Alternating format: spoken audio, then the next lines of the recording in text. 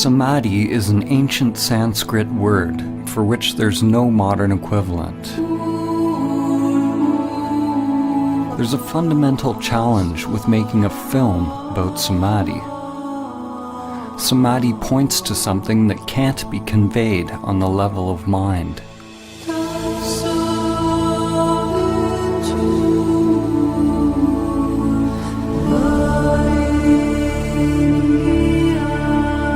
This film is simply the outer manifestation of my own inner journey. The intention is not to teach you about samadhi or provide information for your mind, but to inspire you to directly discover your true nature.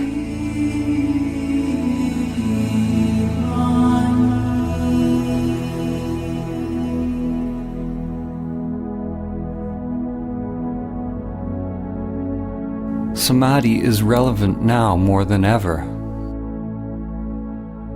We are at a time in history where we have not only forgotten samadhi, but we've forgotten what we forgot.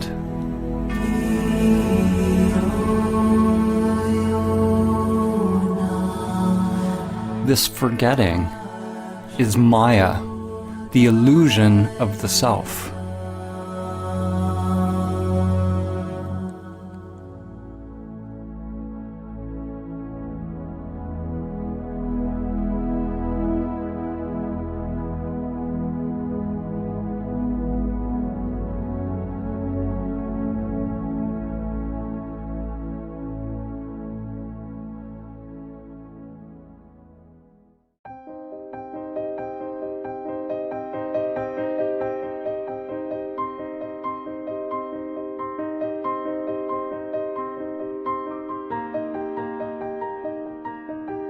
As humans, most of us live immersed in our daily lives, with little thought of who we are, why we are here, or where we're going.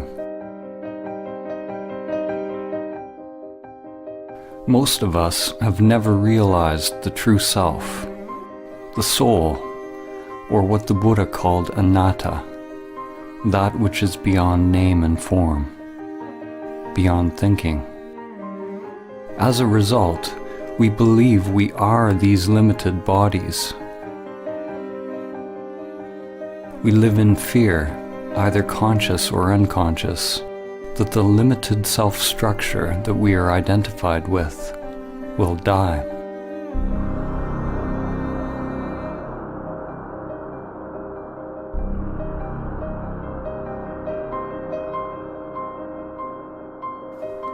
In today's world, the vast majority of people who are engaged in religious or spiritual practices, such as yoga, prayer, meditation, chanting, or any kind of ritual, are practicing techniques which are conditioned, which means they are just part of the ego construct. The seeking and the activity isn't the problem.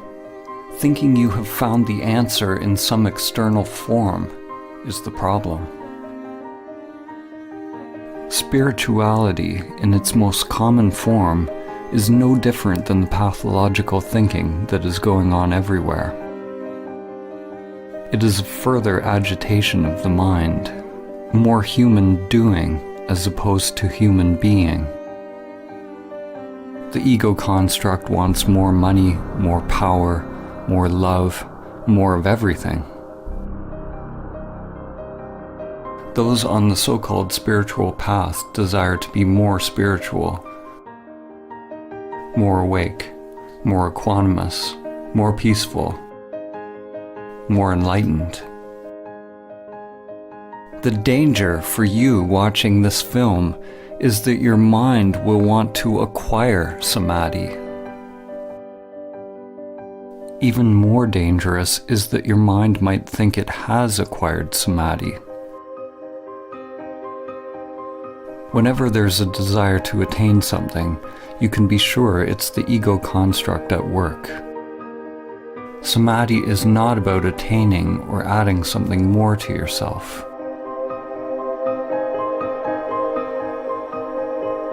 To realize samadhi is to learn to die before you die. Life and death are like yin and yang, an inseparable continuum, endlessly unfolding with no beginning and no end. When we push away death, we also push away life. When you experience the truth directly of who you are, there's no longer any fear of life or death. We're told who we are by our society and our culture. And at the same time, we're slaves to the deeper unconscious biological craving and aversion that governs our choices.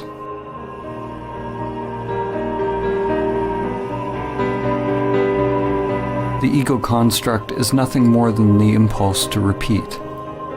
It's simply the path that energy once took, and the tendency for the energy to take that path again, whether it is positive or negative for the organism.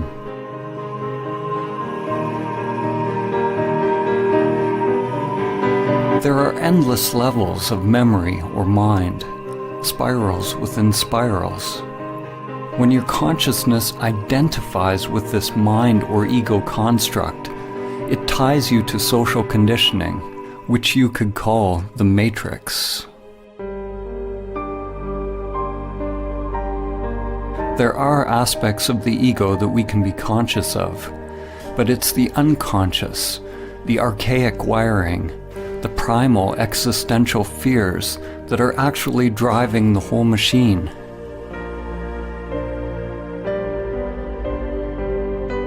Endless patterns of grasping towards pleasure and avoidance of pain are sublimated into pathological behaviors.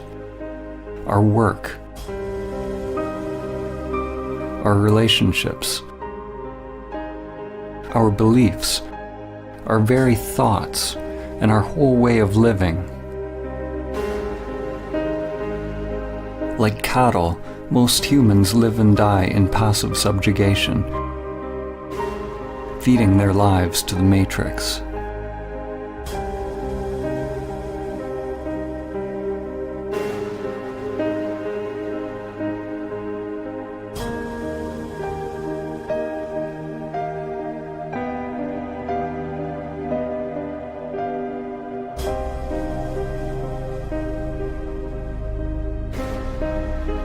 We live lives locked into narrow patterns, lives often filled with great suffering, and it never occurs to us that we can actually become free.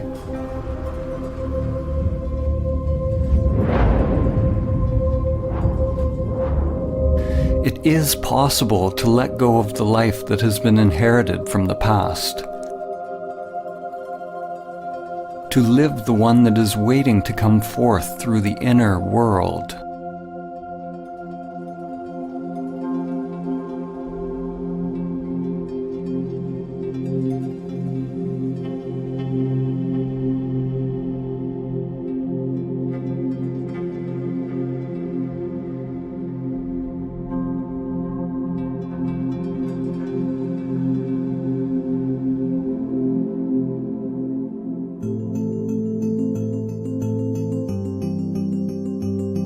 We were all born into this world with biological conditioned structures, but without self-awareness.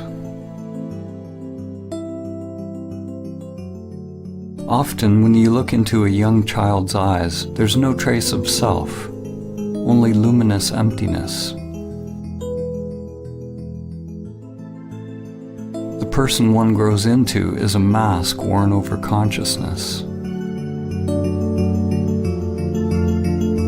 Shakespeare said, "All the world's a stage, and all the men and women merely players."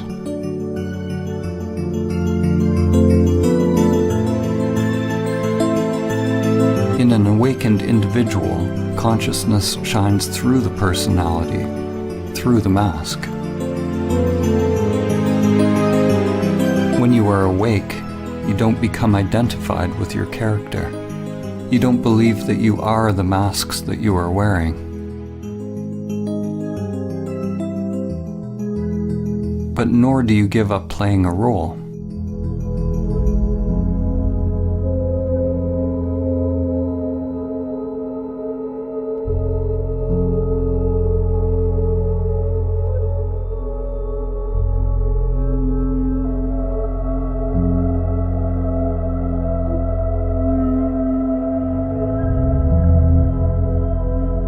When we are identified with our character, our persona, this is Maya, the illusion of the self. Samadhi is awakening from the dream of your character in the play of life.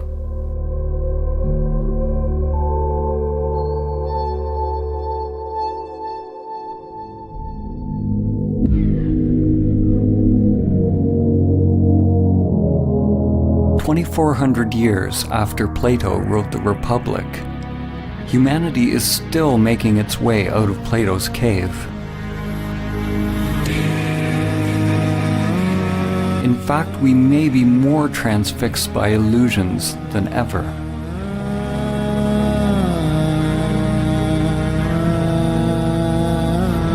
Plato had Socrates describe a group of people who lived chained in a cave all their lives, facing a blank wall.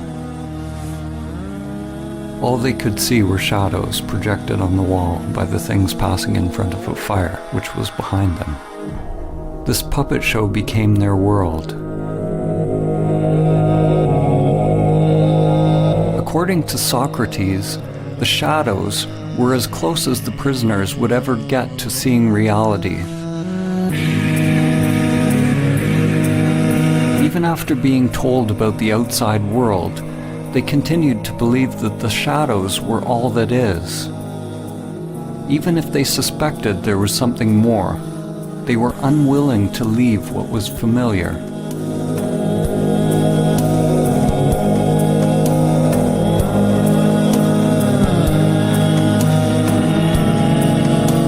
Humanity today is like the people who have only seen the shadows on the cave wall. The shadows are analogous to our thoughts. The world of thinking is the only world that we know, but there is another world that's beyond thinking, beyond the dualistic mind. Are you willing to leave the cave? To leave all that you have known, to find out the truth of who you are?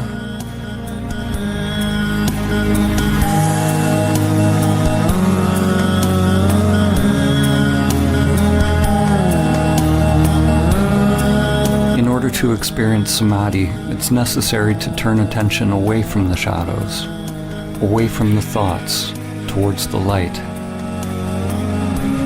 When a person is only used to darkness, then they must gradually become accustomed to the light.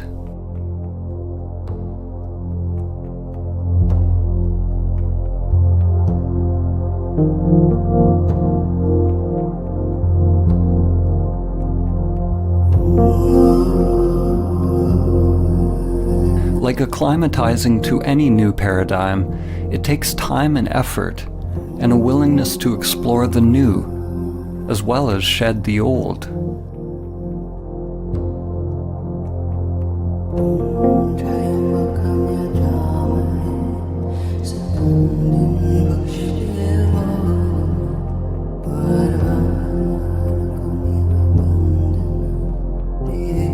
The mind can be likened to a trap for consciousness, a labyrinth or a prison.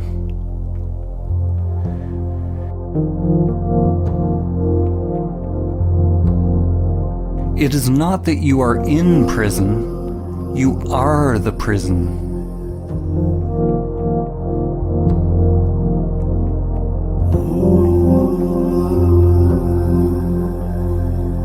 The prison is an illusion.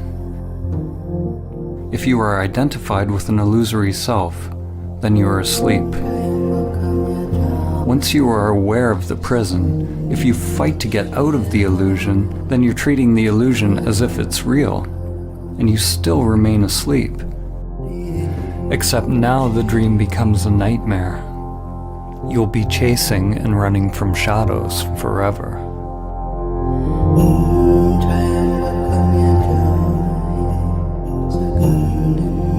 Samadhi is awakening from the dream of the separate self, or the egoic construct.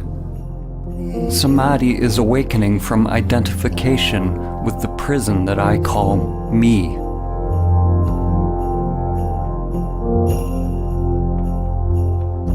You can never actually be free because wherever you go, your prison is there. Awakening is not about getting rid of the mind or the matrix. On the contrary, when you're not identified with it, then you can experience the play of life more fully, enjoying the show as it is, without craving or fear. In the ancient teachings, this was called the divine game of Leela, the game of playing in duality.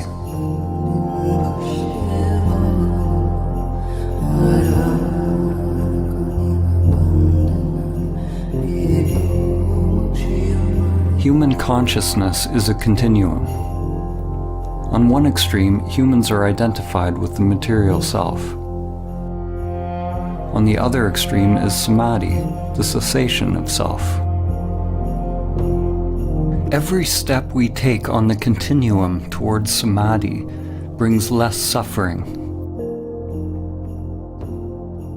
Less suffering does not mean life is free from pain. Samadhi is beyond the duality of pain and pleasure. What it means is that there is less mind, less self creating resistance to whatever unfolds. And that resistance is what creates suffering.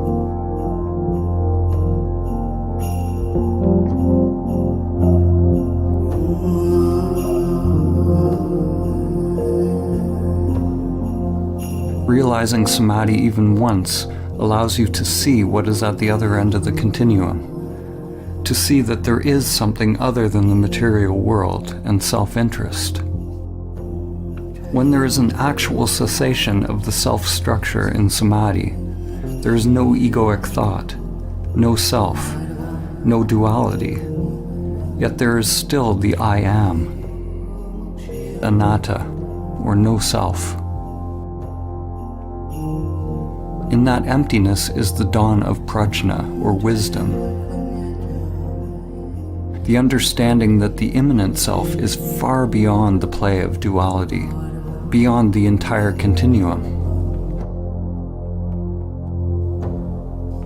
The immanent self is timeless, unchanging, always now. Enlightenment is the merging of the primordial spiral, the ever-changing manifested world, or lotus, in which time unfolds, with your timeless being. Your inner wiring grows like an ever-unfolding flower as you disidentify with the self, becoming a living bridge between the world of time and the timeless.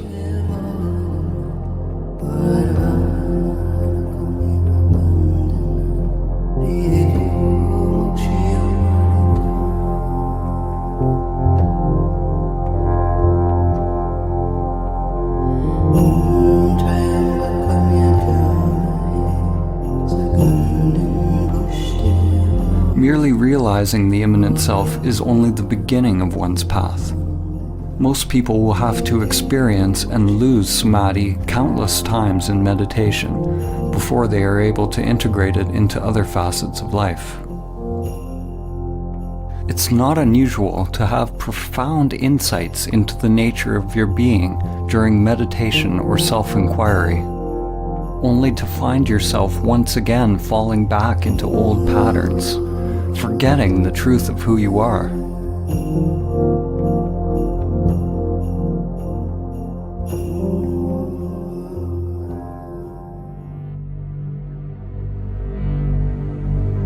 To realize that stillness or emptiness in every facet of life, every facet of oneself, is to become emptiness, dancing as all things.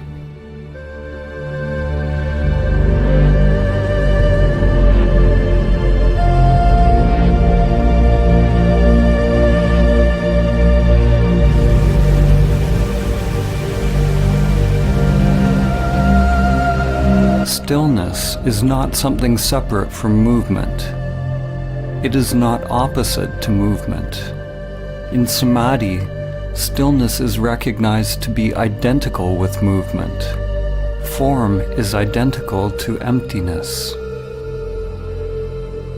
This is nonsensical to the mind, because mind is the coming into being of duality.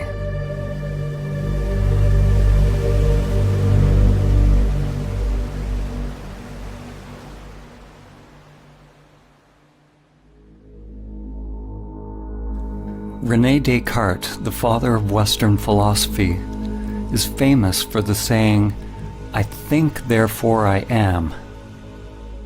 No other phrase more clearly encapsulates the fall of civilization and the full-scale identification with the shadows on the cave wall. Descartes' error, like the error of almost all humans, was the equating of fundamental being with thinking.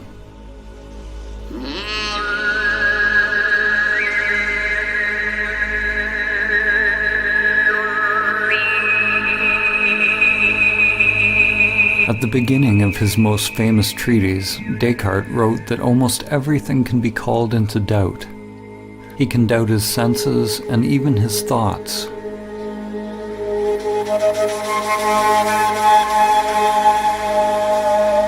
Likewise, in the Kalama Sutra, the Buddha said that in order to ascertain the truth, one must doubt all traditions, scriptures, teachings, and all the content of one's mind and senses. Both of these men started with great skepticism, but the difference was that Descartes stopped inquiring at the level of thinking, while the Buddha went deeper. He penetrated beyond the deepest levels of the mind. Maybe, if Descartes had gone beyond his thinking mind, he would have realized his true nature, and Western consciousness would be very different today. Instead, Descartes described the possibility of an evil demon that could be keeping us under a veil of illusion. Descartes did not recognize this evil demon for what it was.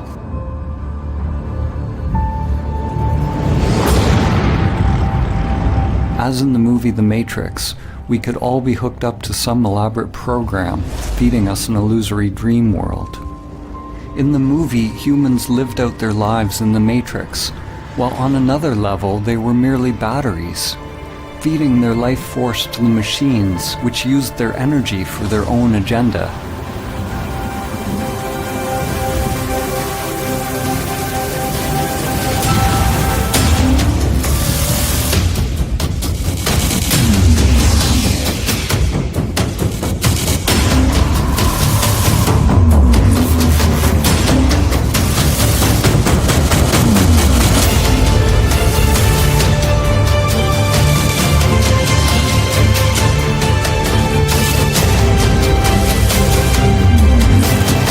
People always want to blame something outside themselves for the state of the world or for their own unhappiness, whether it's a person, a particular group or country, religion, or some kind of controlling Illuminati, like Descartes' evil demon or the sentient machines in the Matrix.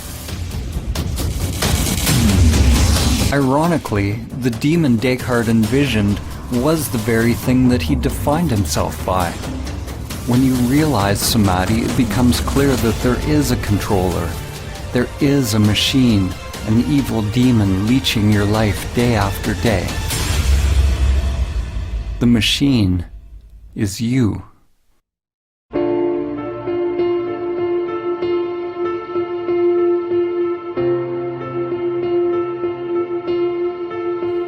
Your self-structure is made up of many little conditioned sub-programs, or little bosses. One little boss that craves food, another craves money, another status, position, power, sex, intimacy. Another wants consciousness or attention from others. The desires are literally endless and can never be satisfied.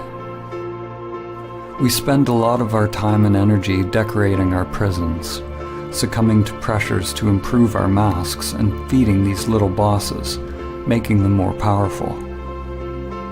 Like drug addicts, the more we try to satisfy the little bosses, the more we end up craving.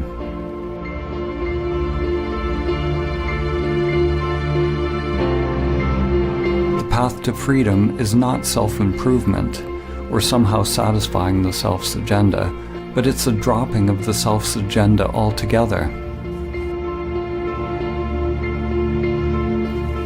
Some people fear that awakening their true nature will mean that they lose their individuality and enjoyment of life.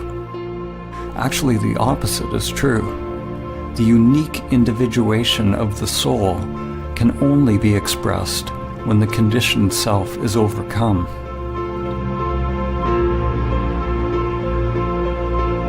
Because we remain asleep in the matrix, most of us never find out what the soul actually wants to express.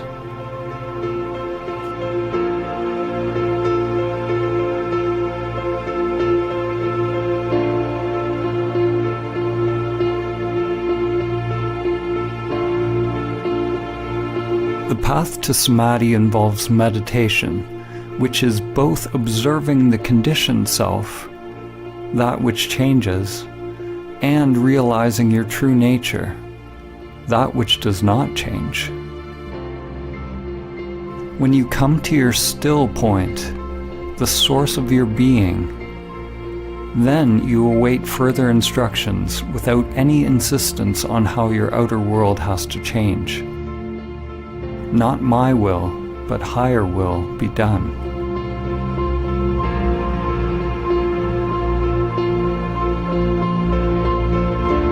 If the mind only tries to change the outer world to conform with some idea of what you think the path should be, it's like trying to change the image in a mirror by manipulating the reflection. To make the image in a mirror smile, you obviously can't manipulate the reflection. You have to realize the you that is the authentic source of the reflection. Once you realize the authentic self, it doesn't mean that anything on the outside necessarily needs to change. What changes is the conscious, intelligent inner energy, or prana, which is freed from conditioned patterns and becomes available to be directed by the soul.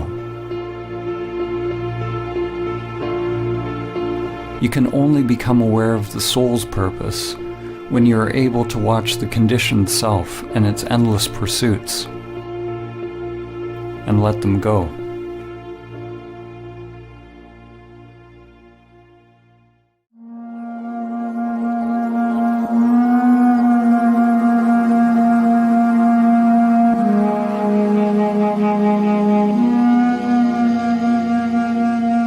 In Greek mythology, it was said that the gods condemned Sisyphus to repeat a meaningless task for all eternity.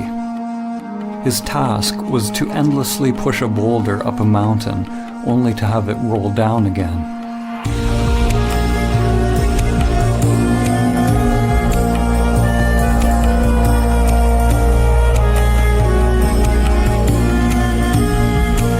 The French existentialist and Nobel Prize-winning author, Albert Camus, saw the situation of Sisyphus as a metaphor for humanity.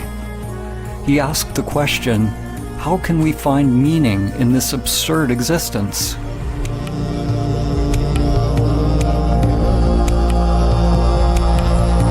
As humans, we are toiling endlessly, building for a tomorrow that never arrives. And then we die.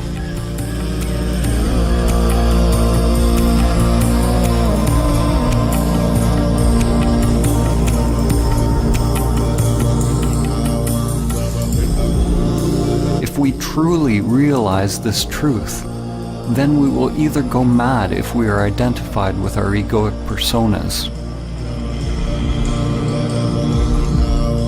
or we will awaken and become free.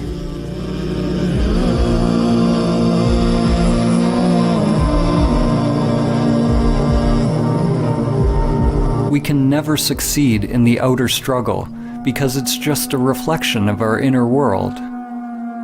The cosmic joke, the absurdity of the situation becomes clear when there's a complete and utter failure of the egoic self to awaken through its futile pursuits.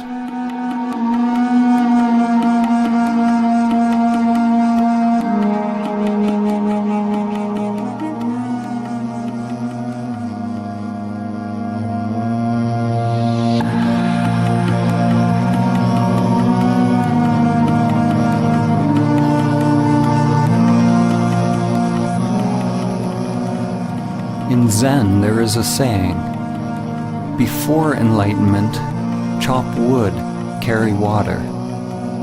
After enlightenment, chop wood, carry water.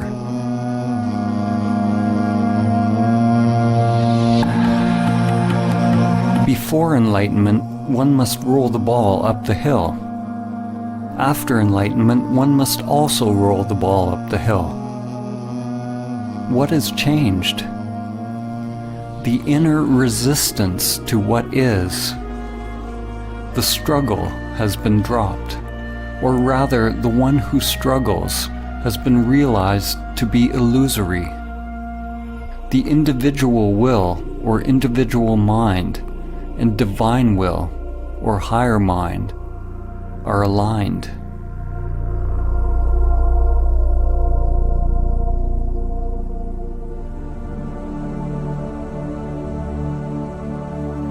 Samadhi is ultimately a dropping of all inner resistance to all changing phenomena without exception. The one who is able to realize inner peace, irrespective of circumstance, has attained true Samadhi. You drop resistance not because you condone one thing or another, but so that your inner freedom is not contingent on the outer. It's important to note that when we accept reality as it is, it doesn't necessarily mean that we stop taking action in the world or we become meditating pacifists. Actually, the opposite can be true. When we're free to act without being driven by unconscious motives, then it is possible to act in alignment with the Tao, with the full force of our inner energy behind us.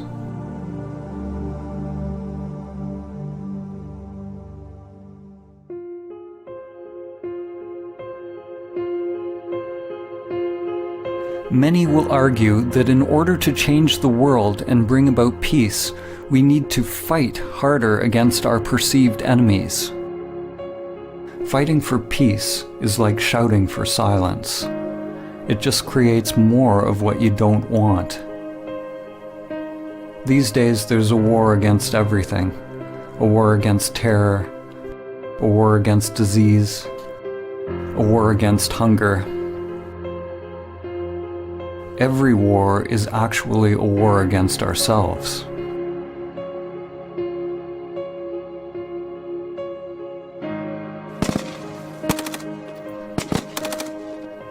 The fight is part of a collective delusion.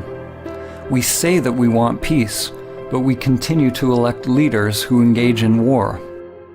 We lie to ourselves, saying that we are for human rights, but continue to buy products made in sweatshops. We say we want clean air, but we continue to pollute. We want science to cure us of cancer, but won't change our self-destructive habitual behaviors that make us more likely to be sick. We delude ourselves that we are promoting a better life. We don't want to see our hidden parts that are condoning suffering and death. The belief that we can win a war against cancer, hunger, terror, or any enemy that was created by our own thinking and behavior actually lets us continue to delude ourselves that we don't have to change the way we operate on this planet. The inner world is where the revolution must first take place.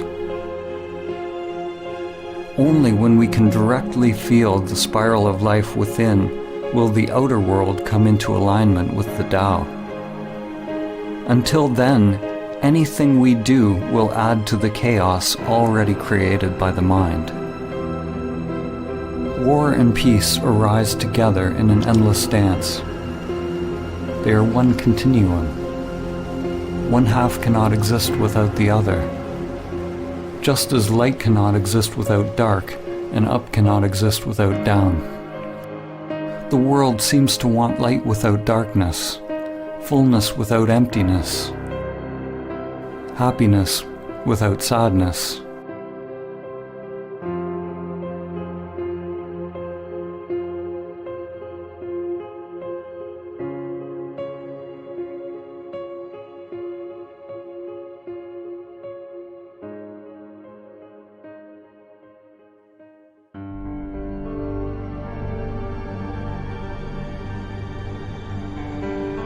The more the mind gets involved, the more fragmented the world becomes.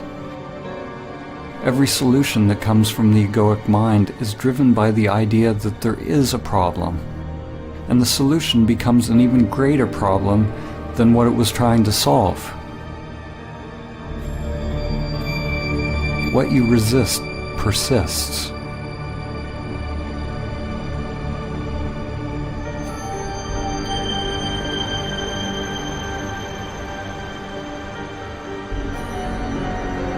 Human ingenuity creates new antibiotics, only to find nature getting more cunning as bacteria get stronger. Despite our best efforts in the ongoing fight, the prevalence of cancer is actually increasing. The number of hungry people in the world steadily grows. The number of terrorist attacks worldwide continues to rise.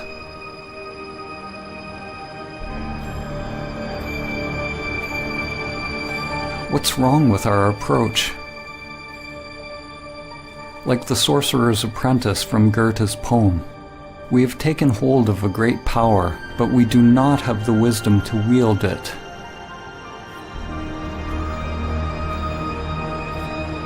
The problem is that we do not understand the tool that we are using. We do not understand the human mind and its proper role and purpose.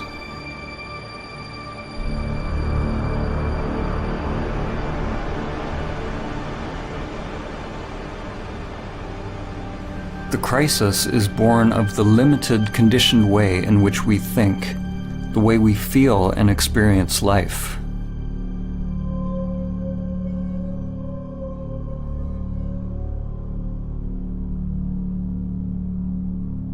Our rationalism has robbed us of our ability to recognize and experience the wisdom of many ancient cultures.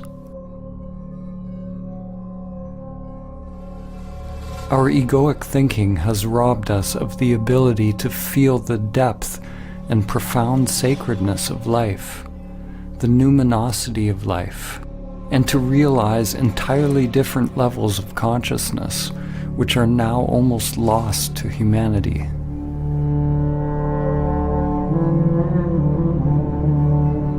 In the ancient Egyptian tradition, netters were archetypal forms whose characteristics could be embodied by those who purified their physical and spiritual bodies in such a way that they were fit to house higher consciousnesses.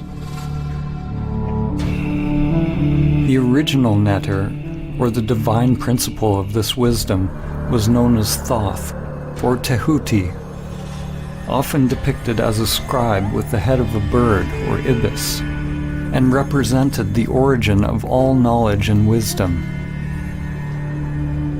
Thoth could be described as the cosmic principle of thinking, or thought. Thoth gave us language, concepts, writing, mathematics, and all the arts and manifestations of the mind. Only those who had gone through special training were allowed to access Thoth's sacred knowledge. The Book of Thoth is not a physical book, but is the wisdom of the Akashic or etheric realm. Legend tells that Thoth's knowledge was deeply hidden in a secret place within every human being, and was protected by a golden serpent.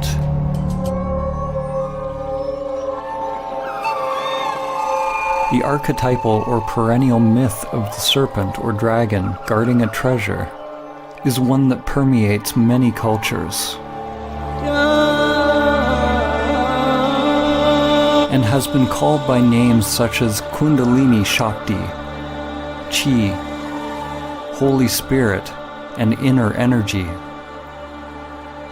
The golden serpent is the egoic construct which is bound in the inner energies, and until it's mastered and overcome, the soul will never be able to attain the true wisdom.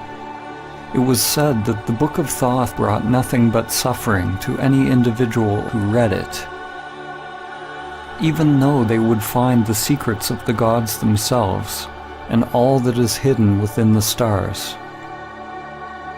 What must be understood is that the book brought suffering to any individual who read it, any ego that tried to control it. In the Egyptian tradition, awakened consciousness was represented by Osiris. Without this awakened consciousness, any knowledge or understanding attained by the limited self would be dangerous, disconnected from higher wisdom. The eye of Horus had to be open. The esoteric meaning that we find here is similar to the more familiar story of the fall in the Garden of Eden. The Book of Thoth parallels the tree of knowledge of good and evil, whose fruit Adam and Eve were tempted to eat.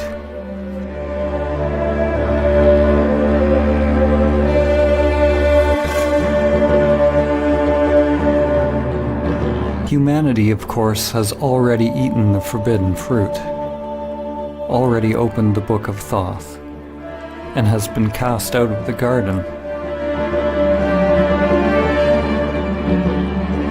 The serpent is a metaphor for the primordial spiral that extends from the microcosm to the macrocosm. Today, the serpent is living as you. It is the egoic mind expressed as the manifested world. We have never before had access to so much knowledge. We've gone deep into the material world, even finding the so-called God particle. But we've never been more limited, more ignorant of who we are and how to live. And we do not understand the mechanism by which we create suffering.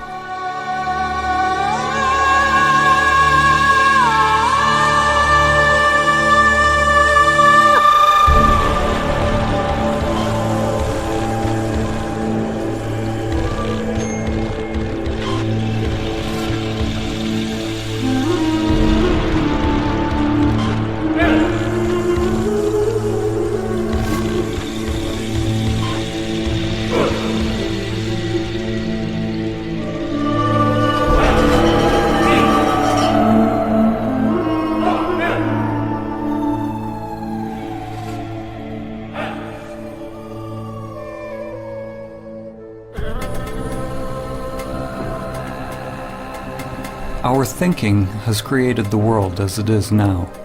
Whenever we label something as good or bad, or create a preference in our mind, it's due to the coming into being of egoic structures or self-interests. The solution is not to fight for peace or conquer nature, but to simply recognize the truth that the very existence of the ego structure creates duality, a split between self and other, mine and yours, man and nature, inner and outer. The ego is violence. It requires a barrier, a boundary from the other in order to be. Without the ego, there's no war against anything. There's no hubris. There's no overreaching nature to create profit. These external crises in our world reflect a serious inner crisis. We don't know who we are. We are completely identified with our egoic identities, consumed by fears, and are cut off from our true nature. Races, religions, countries, political affiliations, and any group that we belong to all reinforce our egoic identities. Almost every group that exists on the planet today wants to claim its perspective as true and correct, as we do on an individual level. By claiming the truth as its own, the group perpetuates its own existence, in the same way that an ego or self-structure defines itself against other. Now, more than ever, different realities and polarized belief systems are coexisting on Earth. It is possible for different people to experience completely different thoughts and emotional reactions to the very same external phenomena. In the same way, samsara and nirvana, or heaven and hell, are two different dimensions occupying the very same world. An event that may appear apocalyptic to one person could be seen as a blessing to another. So what is becoming obvious is that your external circumstances don't have to affect your inner world in any particular way. To realize samadhi is to become a self-propelled wheel, to become autonomous, a universe unto oneself. Your experience of life is not contingent on changing phenomena. An analogy can be made with Metatron's cube. Metatron is mentioned in various ancient Christian, Islamic, and Jewish texts, and is archetypally related to the Egyptian Neter Thoth, as well as Hermes Trismegistus of Greece. Metatron is intimately connected with the Tetragrammaton. The Tetragrammaton is the fundamental geometric pattern, the template or primordial emanation of physical reality, which has been called the Word of God or the Logos. Here we see a two-dimensional representation of the figure, but if you look a certain way, you see a 3D cube. When you see the cube, nothing has changed in the figure, but your mind has added a new dimension to your seeing. Dimensionality, or one's perspective, is simply a matter of becoming habituated to a new way of perceiving the world. Upon realizing samadhi, we become free of perspective, or free to create new perspectives, because there's no self invested in or attached to a particular viewpoint.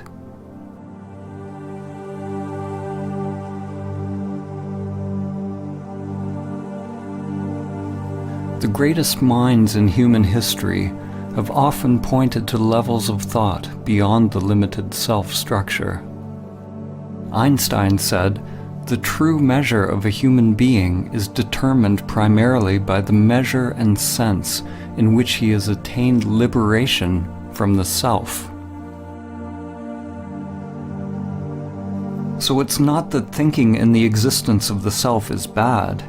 Thinking is a wonderful tool when the mind is in service to the heart. In Vedanta, it is said that the mind makes a good servant, but a poor master.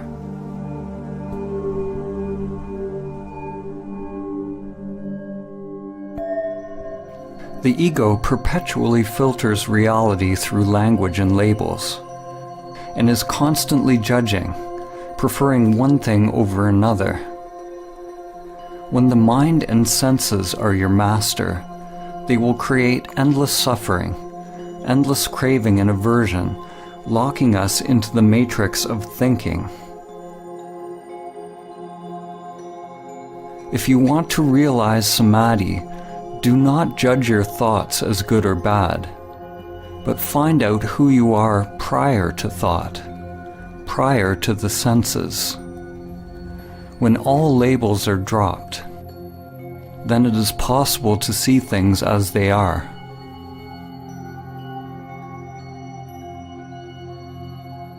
The moment a child is told what a bird is, if they believe what they're told, then they never see a bird again.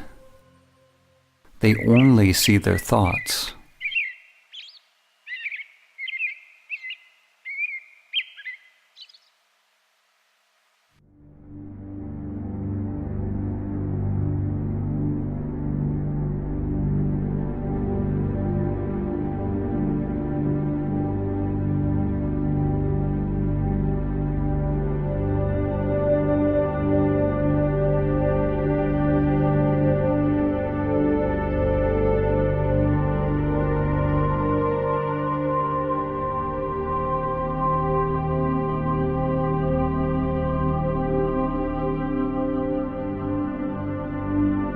Most people think that they are free, conscious, and awake.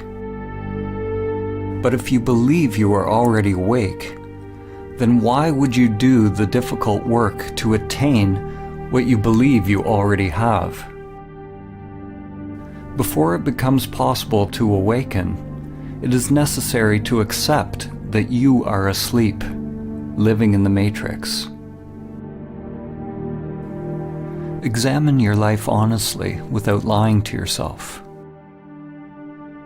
Are you able to stop your robotic, repetitive life patterns if you want to? Can you stop seeking pleasure and avoiding pain? Are you addicted to certain foods, activities, or pastimes? Are you constantly judging, blaming, criticizing yourself and others? Does your mind incessantly seek out stimulus, or are you completely fulfilled just being in silence? Do you react to how people think about you? Are you seeking approval and positive reinforcement? Do you somehow sabotage situations in your life? Most people will experience their lives the same way today as they will tomorrow, and a year from now, and 10 years from now. When you begin to observe your robot-like nature, you become more awake. You begin to recognize the depth of the problem. You are completely and utterly asleep, lost in a dream. Like the inhabitants of Plato's cave, most who hear this truth will not be willing or capable of changing their lives because they are attached to their familiar patterns. We go to great lengths justifying our patterns, burying our heads in the sand rather than facing the truth. We want our saviors, but we are not willing to get up on the cross ourselves. What are you willing to pay to be free? Realize that if you change your inner world, you must be prepared to change the outer life. Your old structure and your old identity must become the dead soil out of which new growth comes.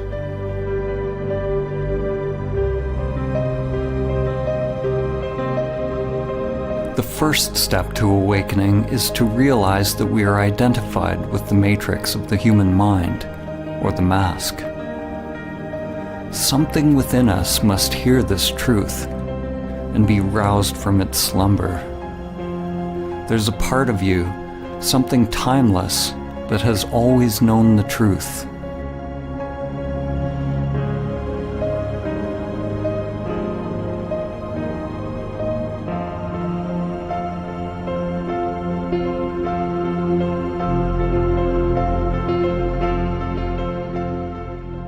The matrix of the mind distracts us, entertains us, keeps us endlessly doing, consuming, grasping, in a cycle of craving and aversion with constantly changing forms, keeping us from the flowering of our consciousness, our evolutionary birthright, which is samadhi. Pathological thinking is what passes for normal life.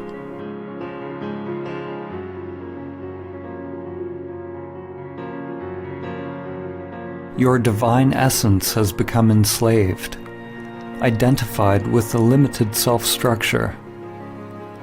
The great wisdom, the truth of who you are, is buried deep within your being.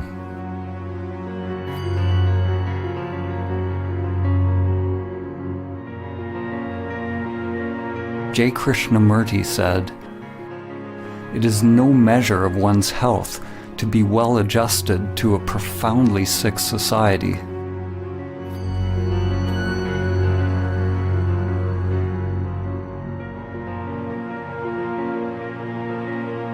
Identification with the egoic mind is the sickness, and samadhi is the cure.